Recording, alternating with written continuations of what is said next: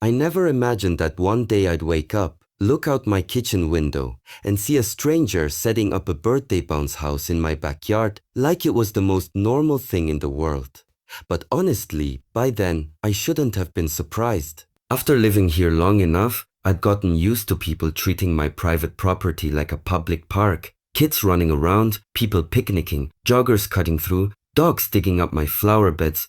Every day brought something new. And all of it traced back to one person, Karen, the self-appointed queen of the HOA I wasn't even a member of. Before anyone asks how something like this even starts, the story goes back 2 decades, long before I owned the land. The previous owner, Mr. Hampton, was an older retired veteran. Quiet, friendly, didn't want trouble with anyone. Years ago, the HOA misunderstood a property map, assumed my yard was part of their community's greenbelt, and started using it. Instead of fighting, Hampton let it go because he didn't want conflict. He didn't put up signs, didn't argue, didn't push back. He just let them use it thinking they'd be respectful. They weren't. So fast forward 20 years, I buy the place. I bought the house because of the land. It was almost an acre, fenced on one side but open on the other. I had plans for it. A workshop, a garden, maybe a small orchard. What I didn't have planned was hosting uninvited yoga classes every Saturday or dealing with an HOA that insisted my land was theirs. The first time I saw them, I thought it was some kind of event. 5 cars parked along my fence line, a couple walking their dog in circles, someone laying a blanket out smack in the middle of my lawn. I walked out, confused, coffee in hand, and introduced myself, thinking maybe they'd gotten lost or something. They weren't lost. They were entitled. Were entitled. Some lady in big sunglasses just pointed her finger at the grass and said, "This is the community park. We've been using it for years. The HOA handles this space." I laughed because I really thought she was joking. Then I noticed she wasn't alone. Susmin alone. 4 other people nodded like she had just declared the sky blue. I said, "This is my yard." No, it's not," she said like she was correcting a child. "This area is part of Evergreen Meadows Homeowners Association. You must be new here." That was my introduction to Karen. From that moment on, things only escalated. I told them to leave. Not loud, not rude, just a simple, "This is private property. Please don't come here without permission." They left, but like people who were leaving a restaurant because it was closing, not like people who had trespassed. Annoyed, inconvenienced, not apologetic. The next day, a letter was taped to my door. Not mailed, taped, like some Hawaii ransom note. A new residence must not restrict access to community recreational land. Failure to comply may result in POA fines. I wasn't even part of the HOA. That was my breaking point. I took the letter, walked over to the HOA office down the road, and asked to speak to whoever wrote it. That's when I met Karen officially. Blonde hairstyle that looked expensive, nails sharp enough to probably cut glass, and an attitude that made sense of everything I'd seen so far. She smiled like she was doing me a favor. "Oh, you're the one who bought the park house." "It's not a park," I said. "It's my property." "Hey, it's my property." She clasped her hands together and tilted her head like she was speaking to an unruly toddler. "It was designated as a green space decades ago." "Oh, show me." She blinked. She blinked. People like Karen don't expect to be challenged. "Oh well," she began flipping through a binder, pretending to look. "Why don't have it with me right now, but..." I cut her off. "I have the survey. I have the plat map. It shows my property line clearly. You're trespassing." She rolled her eyes. "You don't understand how things work here. This land has been used by the community for 20 years. That makes it communal by practice." I stared at her, stunned. "That's not how property law works. It's how our HOA works," she said proudly, like she had just delivered a winning argument. I laughed because I could not believe this was happening. I left before I said something that would get me arrested, but I knew it wasn't over. HOA people don't just back down, especially not Karen. Within a week, things escalated. People kept coming onto my lawn. Joggers cut through like my property was a trail. Kids played soccer so close to my windows that one ball cracked the side panel. Dogs left little gifts everywhere. I put up signs, "Private property, no trespassing." Someone tore them down. I put up more. They tore those down too. Then came the picnic incident. It was a warm Sunday afternoon and I was planting shrubs near the back of the yard. Out of nowhere, a whole family came walking right in. Tablecloth, cooler, folding chairs, the whole setup. They marched across the grass, waved at me like I was the park ranger, and started unpacking lunch. I walked over and said, sorry, you can't be here. This is private property. They looked confused. Oh, the dad said, Karen told us that HOA owns this section. No, I said, I own it. I live here. He scratched his head. Well, we've been using it for years. That doesn't mean you can keep doing it. He apologized, I'll give him that. He packed up immediately. But the damage was done. Karen was actively directing people onto my land. That's when I realized this wasn't misunderstanding. This was entitlement on steroids. I called the county property office, explained the situation, and requested an official boundary marker inspection. They sent someone out. He checked the survey markers. All of them confirmed what I already knew. The entire aparca was part of my private land. I thought that would end the conflict. I was wrong. When the county truck left, Karen showed up like she had been monitoring with binoculars. She stomped across my lawn, ironically trespassing, to complain about her right to trespass. She jabbed her finger at the fresh survey flag. What do you think you're doing? Approving this is my property, I said. She scoffed. Anyone can order a survey. The HOA claim supersedes this. This? No, it doesn't, I said. You don't own any part of my lot. She crossed her arms. Well, we voted, and we decided as a community that this land is ours. I just stared at her, stunned that someone could be this delusional. You can't vote to take someone's property. We already did, she said smugly. I walked away before I did something unwise. Later that week, I caught two teens setting up a tent in the corner of the yard. They were planning to camp overnight with their friends, because apparently camping in someone's yard without permission is normal in this neighborhood. When I confronted them, one kid said, Karen told us this is the neighborhood field. My patience cracked like old paint. I made a decision. If they wouldn't accept the truth, I'd give them something they couldn't ignore. I installed a fence, a tall, beautiful, brand new cedar fence. The installation started early Saturday morning, and within 10 minutes, Karen was outside screaming like someone had stolen her crown jewels.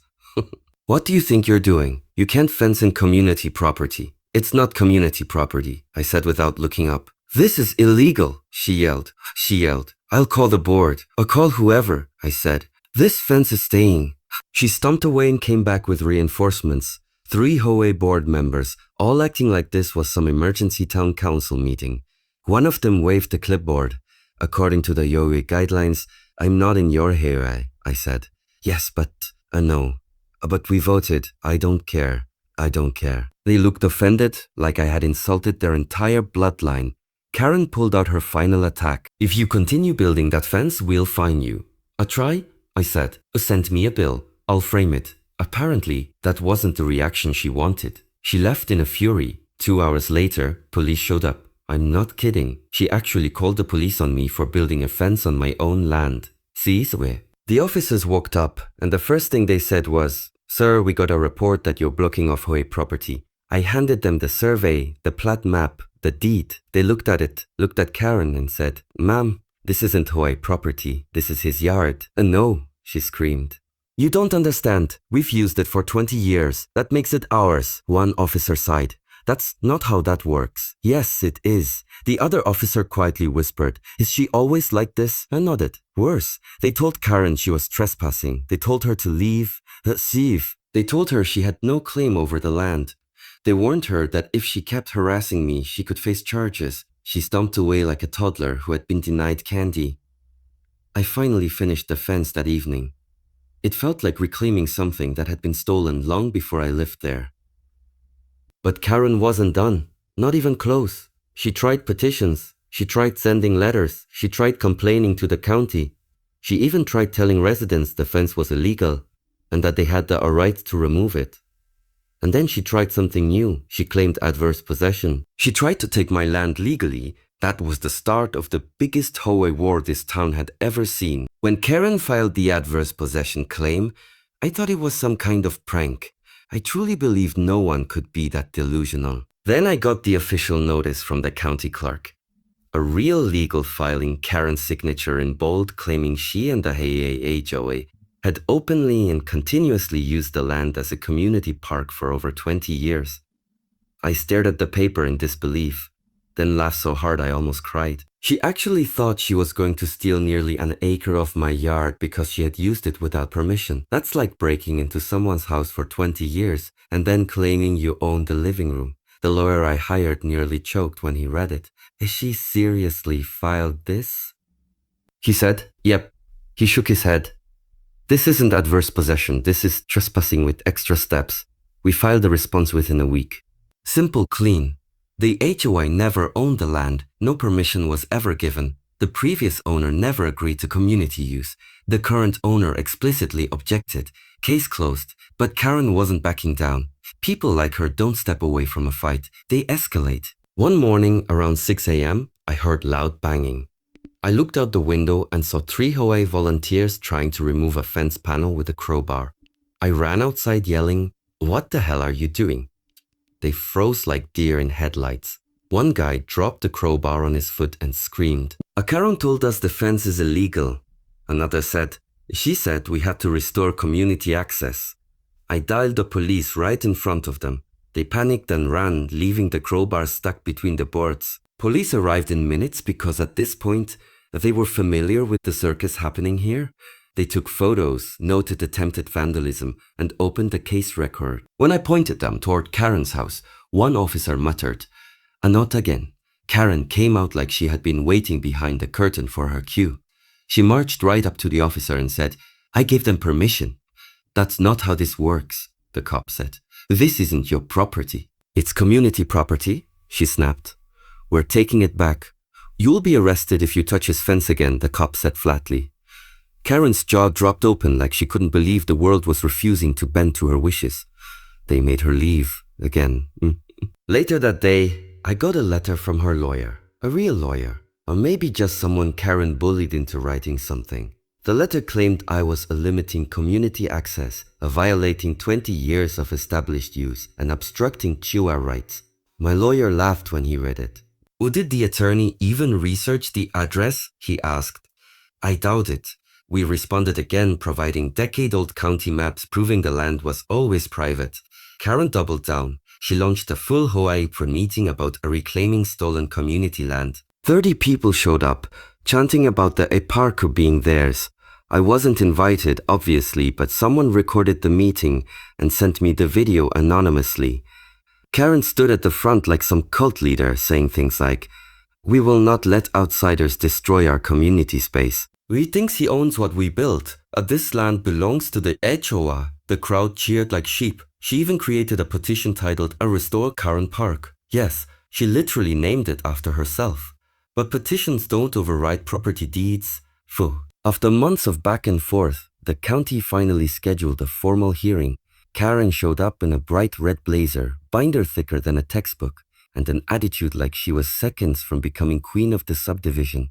I sat there in jeans, calm, because I had facts. The hearing began and Karen took the floor first. She talked for 20 minutes straight, waving photos of people doing yoga on my lawn, kids playing soccer, dogs running around. She claimed the community had maintained the area. They hadn't. Cleaned it. Never happened. Invested in it. Definitely didn't. And used it openly and notoriously. Then she brought up historical use, trying to prove the land was treated as a park long enough to make it one. The board members nodded, impressed by the performance. Then my lawyer stood up. He didn't bring theatrics. He brought evidence. Survey maps from 30 years ago, the property deed, county land records, photos of trespassing, police reports, the fence vandalism attempt, Karen's threatening letters. And the kicker, the previous owner's written statement that he never gave permission for public use. The room went silent. My lawyer ended with one sentence. "Using something illegally for 20 years doesn't make it yours." Karen's face twisted like someone had told her Starbucks was banned. Who's banned? When the county official delivered the ruling, it was beautiful. The land in question belongs entirely and exclusively to the homeowner. The HOA has no rights, no claim, and no authority over it. Continued trespassing by HOA members will be subject to legal action. Karen exploded. "No, You can't do this. We've used it for 20 years. That's not ownership, the official said. It should be, she yelled. If you continue this behavior, the county may pursue charges, he warned. Karen stormed out, slamming the door so hard a plaque fell off the wall. Oh, wow. That was the moment the war ended. But the fallout wasn't over. The fence criticism stopped immediately. The trespassing ended overnight. The joggers, picnickers, dog walkers all vanished like the land never existed. And for months, Karen avoided me entirely. But one day she finally approached me. I was trimming the hedges when she walked up, holding something in her hand. A letter. I came to talk, she said, voice less confident than usual. You're not trespassing, are you? She glared. I'm staying on the sidewalk. What do you want? She swallowed. Zate. The HOA voted to remove me as president. I didn't react. I just thought you should know, she added. Okay, that's it, she snapped. No apology from you for ruining everything. I stared at her, not angry, just tired. I didn't ruin anything, I said. You did. So, you did. You lied to the community about land that wasn't yours. You caused all of this. She looked at the ground, lips tight. This neighborhood used to respect me, she said softly. Respect isn't something you can force, I replied. It's something you earn. She didn't answer. She just walked away, slower this time, like a person who had finally run out of battles to fight. And slowly, life returned to normal. No more trespassers. No more HOA letters. No more Karen trying to steal my property. I finally planted my orchard. Apple, peach, cherry. I built my workshop. Supi.